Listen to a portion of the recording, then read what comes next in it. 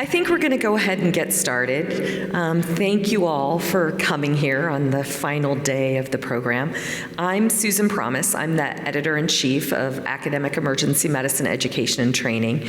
And I have members of our editorial board and our 2 fellows on the editorial board this year who are going to present the top manuscripts that we thought from 2023. So I'm going to let them each introduce themselves, and I'm going to have a seat. But thank you again all for coming. So good morning, everyone. I'm Jaime Jordan. I'm one of the associate program directors at UCLA. And I'm Michelle. So I'm a MAEd fellow at the University of Chicago and one of the fellows from this year. I'm Michael Gottlieb, Vice Chair of Research at Rush in Chicago.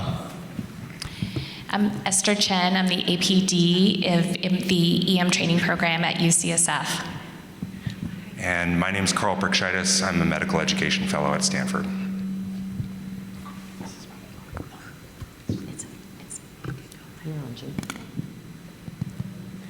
All right, so our first study here that we're going to talk about, I think is going to be interesting to everyone. So brain versus bot, distinguishing letters of recommendation authored by humans compared to artificial intelligence, by Carl here.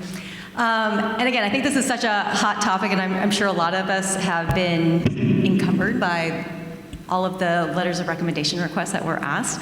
So I thought this was really interesting. But what they did is this was a quasi-experimental study that looked at whether blinded academic physicians could distinguish between letters of recommendation, and this was at the level of promotion to associate professor, authored by either 2 experienced academic physician letter writers versus those that were generated by 2 junior physicians using ChatGPT 3.5 Turbo and ChatGPT 4. And I think it's important to note that there weren't allowed to be any human text additions to these letters. These letters were then assessed by 32 reviewers, and they were of varying career stage, varying experience on promotion and tenure committees, and varying letter reviewer experience. And what we found is that the reviewers correctly identified whether the letter was human or AI authored only 59% of the time, which was pretty shocking and interesting to me. And notably, there was also no significant improvement in the accuracy of authorship identification, even among those really seasoned letter reviewers. The study also looked at certainty in the assessments performed by these reviewers and their time spent deliberating, and neither of these predicted accuracy either. They also looked at the assessment of quality of the letters, and this was also not statistically significant between the AI and the human authored letters, though I think it was interesting to note that the reviewers did consistently assess what they believed to be human authored letters of higher quality. But obviously we weren't very good at assessing whether these were actually human authored or AI authored. Anyway, so what I took away from this study is that, one, maybe I should start using AI at least to help with some of these letter requests for promotion. And I think something we probably need to consider, and something the authors also mentioned in their discussion, is really thinking about if this is going to be sort of part of our toolkit, we probably need to provide our faculty with education and training on how to use this type of technology effectively. And then I think it also brings into questions of disclosure and transparency on whether AI was used. I'm sorry, we're going to have to hold the questions. Feel free to speak to the people after. Thanks. The second article was Turning Lemons into Lemonade, Teaching Strategies in Boarded Emergency Departments by Jeffrey et al., or Hill et al. So I think we've all experienced increased boarding, and to state the obvious, it means sometimes decreased patients per hour. It also means that a lot of our learners are coming into kind of the tail end of the ED stabilization workups, and maybe we're actually just seeing patients who are waiting for their bed upstairs. And that can also have implications for the opportunities to both learn from new undifferentiated patients, but also the opportunities to practice the task switching that's so important in EM. And so the article's authors kind of had a list of strategies, which if you haven't seen the article, they have a really great table that I recommend seeing. But one thing you can consider is group rounding on the board, right? And so is there like one takeaway for the patients who have been admitted for all of the team to learn from? You can also consider examining the waiting room, right? So asking your learners, of those people that you see in the waiting room, based on the vitals, the triage complaint, which one would you actually bring back first? You can also have a discussion about what labs can we actually start ordering now versus what are the things like your D-dimer that you're going to wait until you've actually laid eyes on the patient and had a discussion with them. You can also consider taking your team to different areas of the ED, such as the resus bay. If you have a more junior team, maybe you can actually stand in the back, observe the resuscitation going on, and then debrief with the team, right? Whether the medical decisions that were going into play, what are the team dynamics that you saw, and kind of offering an observation for learning. Other things that I thought were interesting that I'm going to start doing, you can actually create like a bank of EKGs, CTs, X-rays, ultrasounds, that if maybe you're boarded up and it's a little bit slow on shift, you can actually pull up this list of, or file of images and then review those with your learners. And then something that was fun is kind of like gamifying things, right? So you can do categories and everyone in the room goes around talking about how many different like induction meds and doses can you list, how many different nausea medications can you list, how many differential diagnoses for like painless eye complaints can you come up with, and then also trying to use that time to prep you for success in the future, such as coming up with dot phrases for your common chief complaints and things. The last thing is, I thought it was interesting, the authors advocated for kind of creating a trigger for when these strategies are going to start being used, such as there's the AnyDocs, which is like a boarding scale. That way you don't have one attending who's doing a lot of teaching when you're boarded up, and maybe some faculty are not as enthusiastic. All right, so I have the paper, Unfilled in Emergency Medicine Analysis of 2022-23 matched by Program Accreditation, Ownership, and Geography. Who here remembers when we didn't match 18% of our spots? Who here remembers like sitting there and be like, oh wow, that's real, right? That was pretty scary. And then we rebounded back, we're like, oh no, we're only 7% now. And you're like, oh no, like we felt this, right? Even this match cycle, we all felt this. And I think, there was a lot of emphasis like, all right, so what do we do as a field as a whole? What do we do at the broader scale? There's a lot of workforce initiatives. And what do we do at the program level? How do we figure out, like, how do we plan around this? Where do we fall on the spectrum? So what the authors did, they went through the 2022, 2023 cycles. They looked at the programs that didn't match. And so they looked at that 18%, that 7%. They analyzed some program level factors, which they did the well-appreciated rule, which is describe what you're going to do in the title of the study. So they did what they did in the title of the study, and they said, all right, we're going to look at a couple of factors, specifically accreditation. So how long was it between they were last accredited? Is there a difference between new or older programs? They looked at this amongst the programs with regards to ownership. Are they corporate or non-corporate ownership? I know that's been a hot topic of discussion for a while, and does that actually influence things? Do we think it does, or does it actually influence things? How much do the applicants hear that? And where are you located? Because that's actually a very, very important thing, and it's become increasingly important over time. And so what they found was, not surprisingly, all those things are factors. Newer programs, particularly those within 5 years, are going to have a harder time matching. That's actually really helpful for programs to know, because they say, you know what, I might make my rank list longer now. I'm going to have to have more interviews that account for that. They looked and said, well, what about corporate ownership? And it turns out corporate ownership is also a predictor of a higher rate of not having matching there. That has implications probably for the programs that are underneath that, but also maybe has implications for us broader as a kind of as a specialty, and saying, okay, this isn't matching as well here. Do we need to think about how we emphasize what new programs come in, how we can kind of mentor and guide these groups and say, like, if you start under this guys in this area, you're less likely to have a match rate, and you need to account for that, and maybe that might not be the best time to try to enter into this field. And same thing happened with geography. There were certain areas of geography, and the way they did geospatial analyses, which I think was really cool, and they broke it down there, so they were able to get pretty granular in there. The one thing I wish they did more is take it to the next level and say, all right, so now that we know this, what do we do with this? How do we link this to populations of surrounding programs, and how do we look at this in terms of areas of underserved, and like just start to identify, as programs are thinking, hey, I'm in an area that doesn't have a lot of, doesn't have a lot of EM doctors. I need more people here. And if we look at it and say, well, you may, but you're actually having a really hard time matching, that may inform you that way. Or the other direction of saying, hey, we don't need another EM program.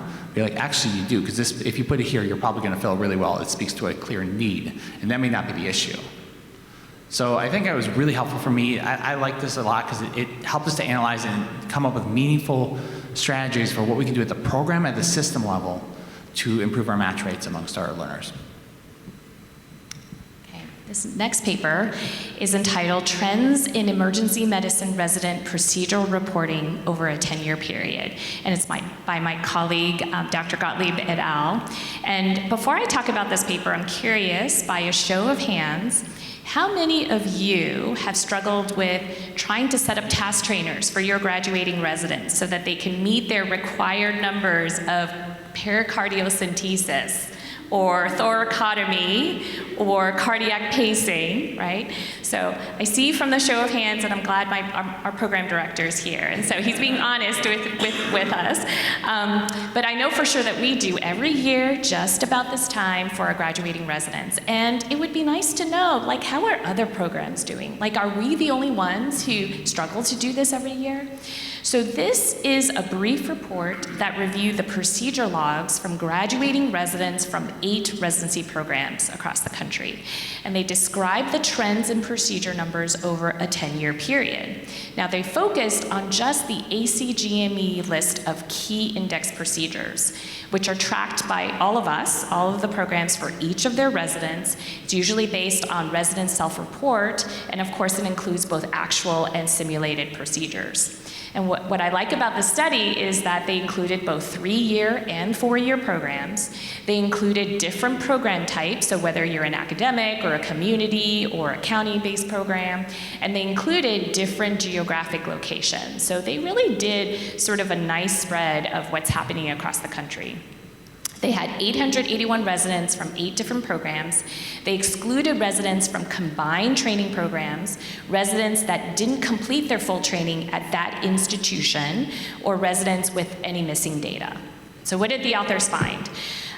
So most procedures, so remember this is the ACGME key index procedures, so most procedures were pretty stable over the 10-year period, with the exception of lumbar punctures, which decreased, and point-of-care ultrasounds, which increased. So perhaps not surprising to any of us here. With respect to resuscitation, so adult resuscitations were 4 to 5 times more likely than pediatric resuscitations, and medical resuscitations were about twice as many as trauma resuscitations. Now, the least frequent procedures, I don't think this will be surprising to any of us, the bottom 5 are pericardiocentesis, cricothyrotomy, cardiac pacing, vaginal delivery, and chest tube placement. One interesting finding is that procedures with the highest rates, so resuscitations was pretty high up there, there was a pretty big separation between the numbers reported by residents and the ACGME minimum requirements. Okay, so residents just did more, and the requirement was much less. Now, for procedures with the lowest rate, so remember the pericardiocentesis, the crikes, et cetera, the number reported by residents was pretty close to the ACGME requirements, right? So all of us here are just struggling to try to get those minimum requirements. So these ACGME requirements really heavily influences the resident experience of these rare procedures.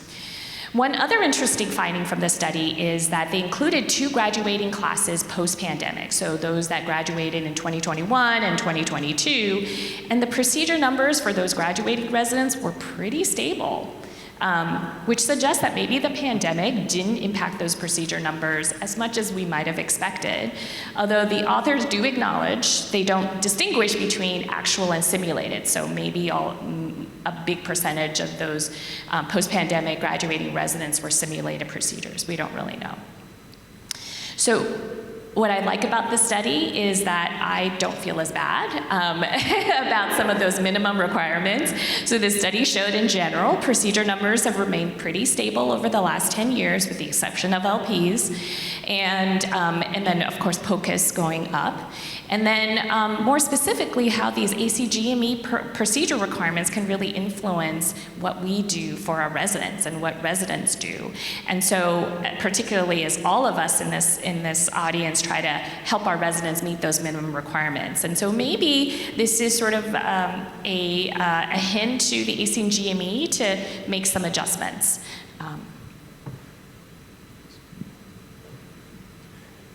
Awesome. So the next paper we're going to talk about, this is a paper about feedback, and I'm not sure if any of you have had the experience of residents being dissatisfied with their feedback either getting too much or too little.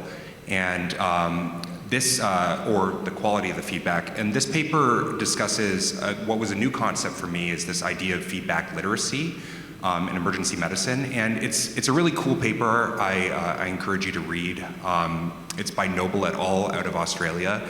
And the authors start by noting that there's been a general movement to make feedback more learner-centered, but many feedback conversations still end up being unidirectional, just transmitting feedback from the faculty member to the learner. And they also note that in the ED, it's challenging to engage learners in feedback because there's such a wide variety of clinical situations that we can encounter, and finding good time to provide high-quality feedback can be challenging. To that end, the authors chose to focus on enhancing what's called feedback literacy, which is defined as the ability to seek, process, and utilize performance information effectively. So it's really training for learners to enhance their literacy in seeking out feedback. And this study sought to examine how residents typically engage with feedback in the ED, and then also describes the development of and some insights that they gained from a feedback literacy program that they developed at their institution.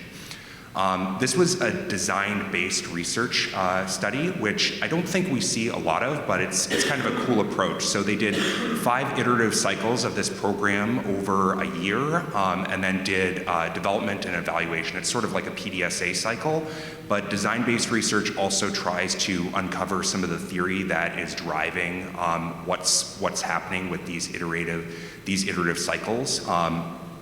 So each cycle included development and refinement of the feedback literacy program, and then they did an evaluation using reflective qualitative evaluation.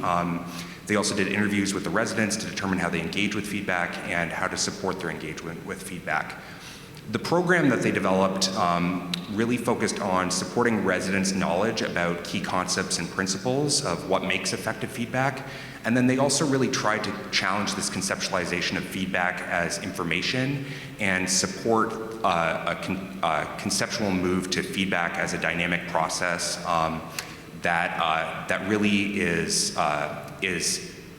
influenced by communication in between individuals, and it's an active process. They tried to promote learner active engagement in feedback processes. And then they also wanted to reflect on their own and others' experiences of feedback. So they did face-to-face workshops. They also talked about effective utilization of some of the feedback resources. So they used shift cards at this institution and talking about how to use those effectively. And then they did some reflections about what was effective and not. They collected data from 66 residents through qualitative evaluation surveys, written reflections. They did semi-structured interviews as well as some focus groups. And they came up with 2 main themes that were kind of interesting to me. So the first was trying to bolster residents' agency in feedback conversations. So a lot of residents reported that the program helped them initiate and actively participate in feedback conversations. They used some new strategies to engage supervisors and sought actionable feedback. There are some great quotes in the paper to talk a little bit about how residents actually felt they did that. But some did face some challenges, such as supervisors' workloads and the need to balance their own energy and emotional state when they were seeking out feedback. The other main theme was how contextual factors affect feedback engagement. So the ED environment, things like workload, shift timing, the physical setting significantly influenced feedback opportunities. And interestingly, night shifts in smaller campuses provided more opportunities for residents to get meaningful feedback. They also noted that residents had to sort of navigate these dynamically, so pick the right time to get feedback. And the mantra that they ended up coming up with was pick your moment and pick your person, which I think is something great to pass on to residents about how you seek out feedback. So overall, this study highlights this idea for me of developing feedback literacy. I think it's something that we talk a lot about feedback, but not necessarily how to get learners to engage more in the feedback process and how to get them to understand sort of the context and picking the right person to get the right feedback at the right time.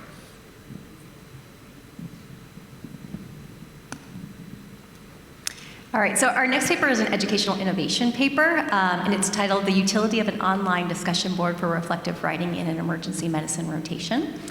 And I think we've all seen more use of narrative medicine strategies, both in UME and GME. And what this study does is highlight the use of an online discussion board for reflective writing in an emergency medicine elective rotation. It was short. It was only a 5-day EM elective. But I think this is unique because we really haven't seen, we've seen discussion board postings in use in a lot of other types of educational settings, but we really haven't seen this as part of an EM rotation. So this group used Canvas Learning Management System, and they clustered their students into small groups for these discussion board postings. So it was 6 students and then 1 to 2 faculty course directors. I think it was important to note that participation was encouraged, but it wasn't mandatory and it wasn't part of their grading. And the faculty responded to the students' posts using concepts of debriefing, coaching, and then trauma-informed teaching. And they did end up having good participation. So they had, I think, 49 out of 52 students who participated in the clerkship over an 18-month period put something into the discussion board, and the average post was about a little over 3 per student. Again, this is a very short period of time, so we're talking less than a week. And the authors noted that the content, they didn't do a formal qualitative analysis, that's something that they're working on, but informally they looked at the posts and they noticed that a lot of these posts had to deal with more affective reactions, emotional responses, not really focused on core clinical knowledge or skills or anything like that. They did also notice that the students seemed to really value the responses from their faculty, and also they received encouragement and support from their co-students, their peers as well. And there were noted to be a variety of emotions expressed in these posts, ranging from fear, sadness, frustration, and then on the positive side, more excitement and even joy. So I think all in all, the takeaway from this is this seems pretty simple, pretty low cost, pretty easy to do, and it seems like, at least at a cursory glance, was really valuable in supporting our students. And I think this is something to really think about, especially in these times, in the chaotic environment that we're all working in, and I think some of the struggles that we've had with Match in the recent years. So I think it's a really nice opportunity that we can capitalize on, and it may be a nice opportunity to promote reflective practice as well. What I'm interested to see in the future is if something like this really does, promote resilience, maybe foster community, if it changes any numbers in terms of having students choose our specialty. So I'm hoping that the authors will look at some of these more objective outcomes in the future. I have the next article, which was Educator's Blueprint, a guide for clinician educators to achieve promotion in emergency medicine by Dr. Gore et al. The article kind of starts out talking about why do we even care about promotion, right? So it has implications for salary as well as buy down, but also can influence the leadership opportunities and kind of visibility within your own organization and even nationally. And so traditionally there have been kind of 3 separate pathways with like the clinician and the educator and the researcher. And that really for me, one of my takeaways is that a lot of the institutions are either like hybridizing buckets or kind of blending them all, and so it really depends on your institution. So the authors had a few things. I'm keenly aware of Dr. Gottlieb being one of the authors as I'm explaining it. So one thing is to consider that because of the institutional variation, you really want to drill down and know. And so your institutions are supposed to have documents, and so actually getting to read them for yourself, right? Different categories are weighted differently, and sometimes what those categories include can be surprising. For me, when I was looking through them, I was surprised by some of the activities that they count or that they don't count.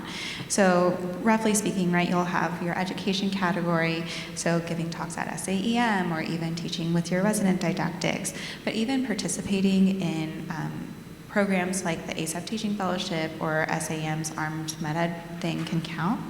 The second bucket being service, and so what committees are you participating on? It's important to keep track, and then your clinical things, whether it's quality metrics or even like the different numbers that you're getting while on shift, and then research and scholarship. And so yes, we think about publications, but also are editorials at your institution given the same weight as a peer-weighted publication. I will also note that peer review counts as an activity, and AEM ENT is always looking for peer reviewers, so you should consider that. I think for me, it was also helpful, the authors were talking about, this is kind of an outward manifestation of really what is an internal reflection, right? And so what are your own strengths and weaknesses? What are the things that you want to spend your time on, as well as kind of your own career goals? And then I think, kind of wrapping it up, you want to identify mentors, whether they're in your institution or even more broadly, to help kind of think about how are you utilizing your time, are you kind of maximizing the things that the promotions and tenure committee are going to be looking at, and then like everything in EM, it also matters about your documentation, right? And so thinking about your CV, thinking also about your portfolio, which is kind of like a fleshed out version, right? And so where are you putting in your evaluations from your students or feedback that you've gotten, even from patients? And then also thinking about your letter writers, because you will need people to write your letters, even if they're using ChatGPT for those letters of recommendation. And then I really appreciated the authors also pointed out, there are disparities. We know in the PNT thing, are we asking people of color or women to serve more on these committees that are actually not going to be counted for your PNT? And so just keeping an equity lens is important. I think for me, as a MAEd fellow looking at faculty jobs, it was just important to think about, this is something that you can actually look at and think about and make a plan for, rather than kind of just, closing your eyes and hoping for the best. Seems fitting that I'm going to cover your paper next now. So this one is, I'd rather see action, application and recruitment experiences of underrepresented emergency medicine trainees. I love this paper for a number of reasons, but let's start off with, who here has a DEI initiative or an analogous one, depending on where you're located in the country, in your institution? Okay. Who here, for those who get the core listserv, has seen an email coming out saying, hey, we have a scholarship available? All right, so we're seeing this kind of prevalent, increasingly show up in there. And what this study really did is saying, let's actually understand what people are looking for and what's the difference between what's just being put out there and what do people actually want to see, what makes them feel like it's actually a meaningful experience. I'd rather see action. So what they did was they did a qualitative study. I'm going to break this out for a second. Basically, with the qualitative study, they created their first script. They came up with they did a literature search. They identified some of the key variables and the things they wanted to gather information on. They used a phenomenologic approach. That's sometimes the easiest one because it's in the word. They're looking at phenomenon. They're basically trying to understand this lived experience of a specific scenario, situation, of a lived phenomenon there. So they asked people at their institution. This was done at Baylor, which has had historically a good job, recruiting those who are underrepresented in medicine. So they looked amongst the. They started up and they said, well, we expect there'll be somewhere between 8 and 12 people, so we're going to kind of work our way up through there. I think it was 6 to 12, and they continued to do the interviews until they reached saturation, being that they had no new concepts, and then they interviewed 2 additional ones to just make sure. So they followed really good qualitative methods in there. They did their coding. One of their researchers was also an experienced qualitative researcher, so they came in also with that lens of that experience. They used a broad, diverse group, and they came up with these themes. And the themes are really interesting. So they came up with 3 kind of overarching big themes. The first one is that they wanted that authenticity, and we're going to break each of those out in a second, but the first one was authenticity. The second one was to look for representation, and the third one was being the sense of feeling othered. As you hear these, it's interesting because we start to think about what we see and how we can better inform how we approach programs. So the first one was authenticity. And this was, are the programs doing it because they expect everyone else to do it? Everyone looked around, they're like, I see this, right? It's at my program.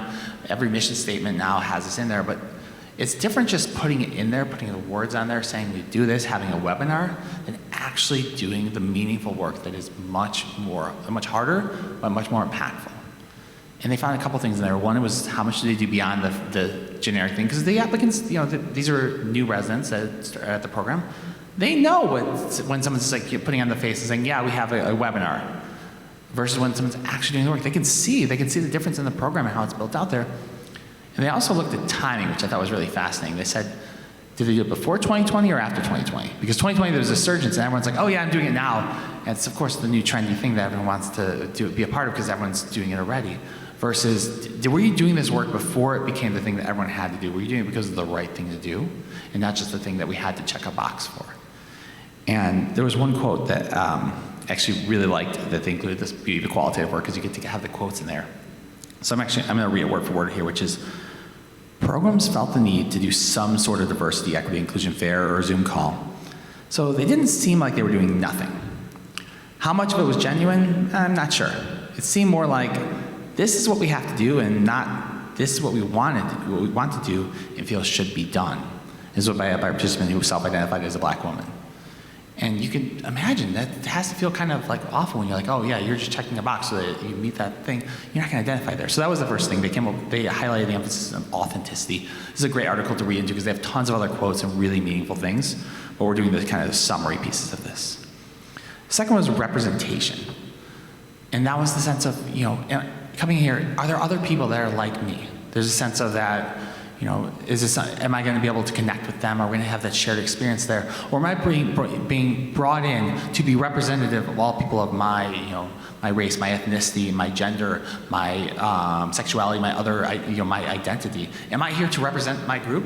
Because that's a lot of stress on someone. That's not really the right thing. Or am I being brought in because the other amazing things there, I'm coming into a supportive group where I'll be a part of this, and where you recognize my identity, but I'm not brought in because of my identity to be that person.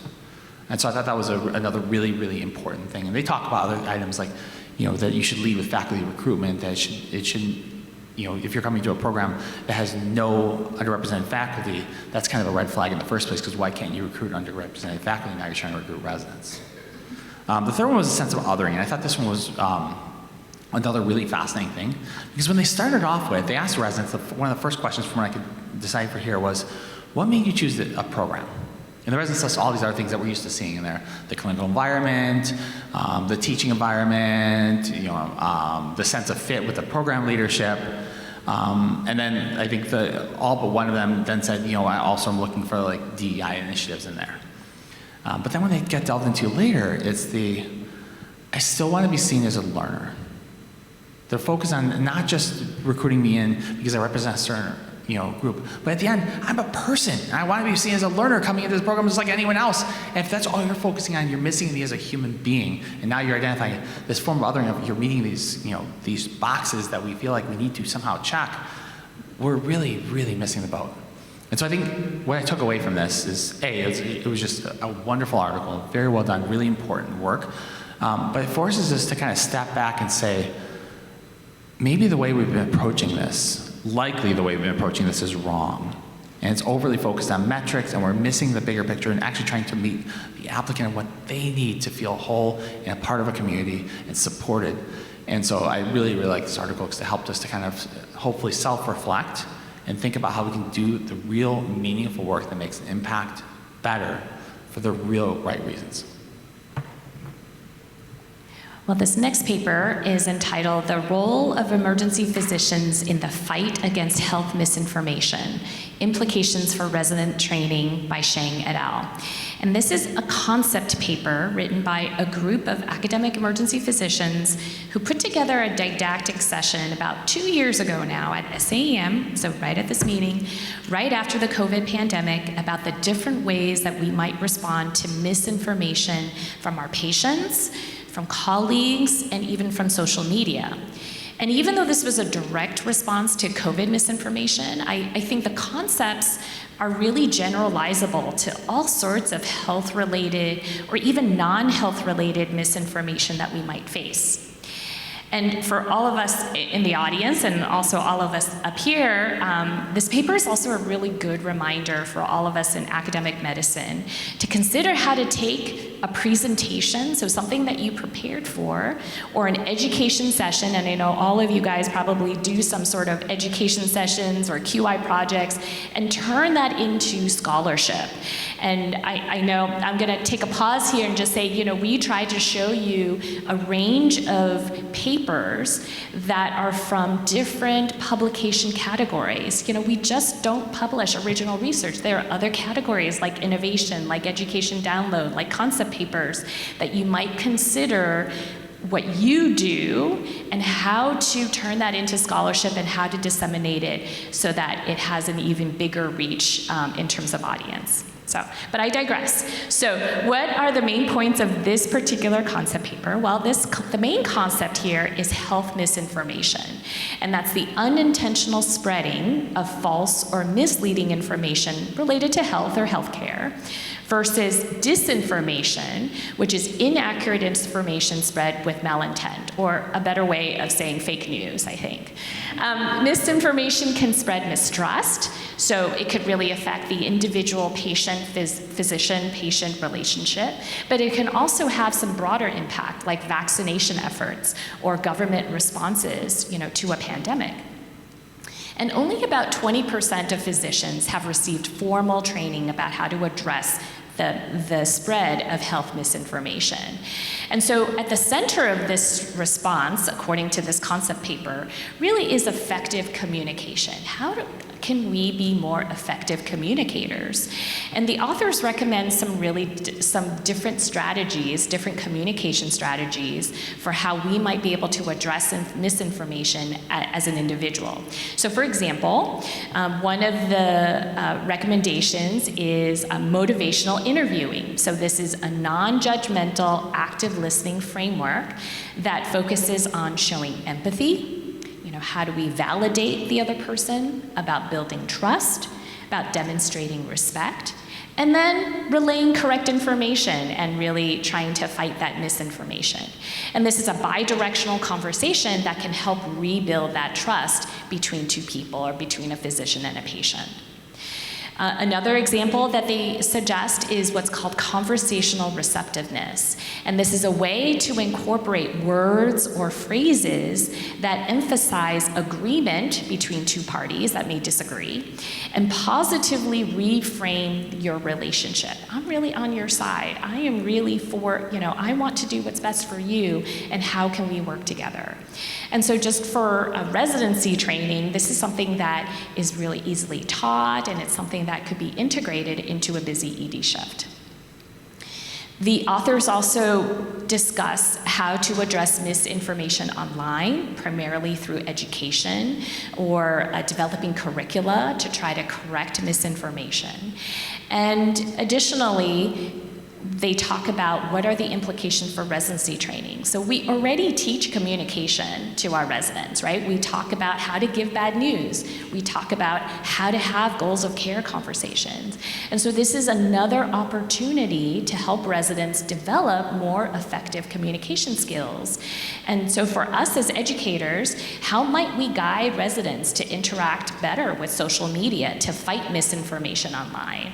Or how might we be better models for our residents to talk to patients who might be armed with health misinformation? We don't want to violate that that physician-patient relationship. And so how can we better speak to our patients who might feel differently? So I would encourage you to read this paper because it presents some really practical strategies that we can use to become more effective communicators, either about different topics or with people who frankly just don't think like us, and that can be challenging. Okay, I think our final paper, correct, right? Okay.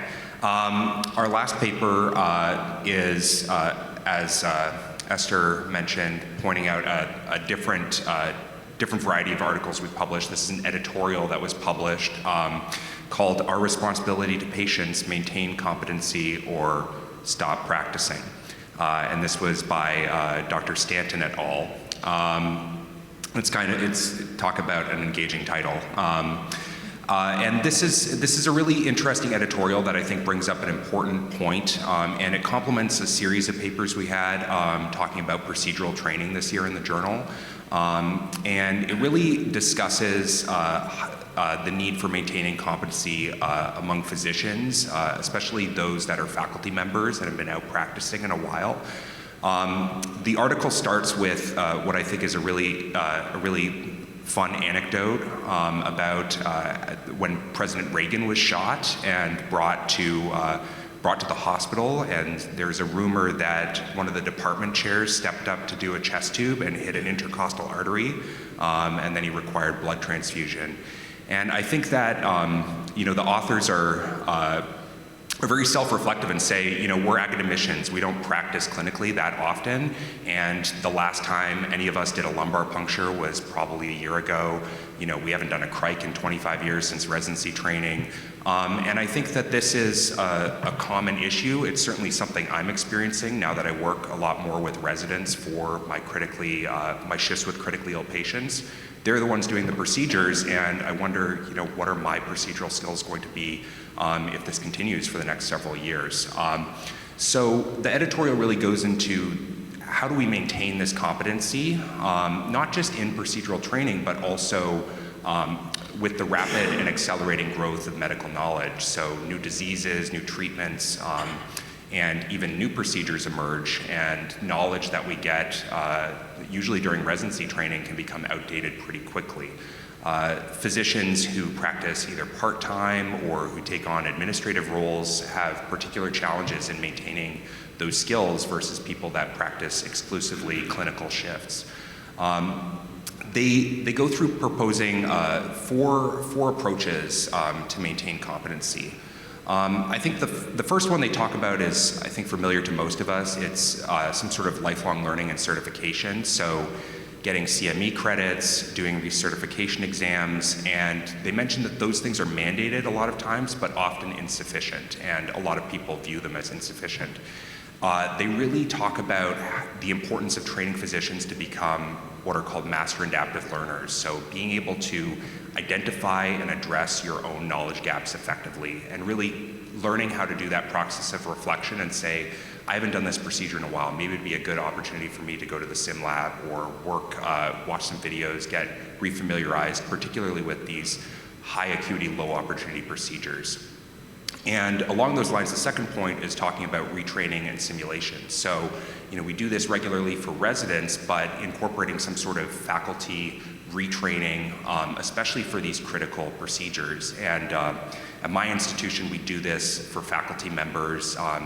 And it's a little nerve-wracking, I think, for seasoned faculty to come in and have to demonstrate doing a central line, but everybody that does it, I think, feels much more comfortable after doing those sessions. And we do those year-round at our institution. Some departments mandate that, and it's certainly a great way to ensure that skills are being maintained. But there's no reason you couldn't do that on your own. A lot of these procedures, you can get sim kits at home, like basic 3D printed crikes. You can take on a lot of those responsibilities on your own. And then the third point is talking about considering limiting your practice. So if you feel less confident managing critical patients, maybe consider not doing as many of those shifts. Working either in lower acuity settings, having double coverage, or focusing on specific patient populations where you can maintain that high quality of care, but not be so worried that your skills for some of these critical procedures might not be as sharp as some of the junior trainees. And then really, I think the most important part is self-assessment and reflection. And I think this paper is an opportunity for these authors to do their own self-assessment and reflection. They point out that there's some problems with that. There's the Dunning-Kruger effect, and we know that self-assessment is somewhat limiting in terms of actually estimating your skills. The authors do point out the need for probably some external metrics to prompt that reflection. So getting some ideas about procedural complications, when's the last time you did a procedure, maybe pulling some of those metrics from the electronic health record and providing those to faculty members and saying, it's been a really long time since you've actually completed one of these procedures, maybe consider brushing up on some of those skills. I think, reading the title, it's a little scary, but I think I really love that they include responsibility to patients, and I think we all identify with that. Not only just to patients, but also to our trainees. We want to be confident in the skills that we're training them with, and teaching and practicing those skills can be a little bit different, and it's nerve-wracking to go back into that learner phase. But I think if you, continuing to practice these skills, you can potentially share some of your struggles and challenges and teach your approaches for maintaining competency to learners when you train them as well.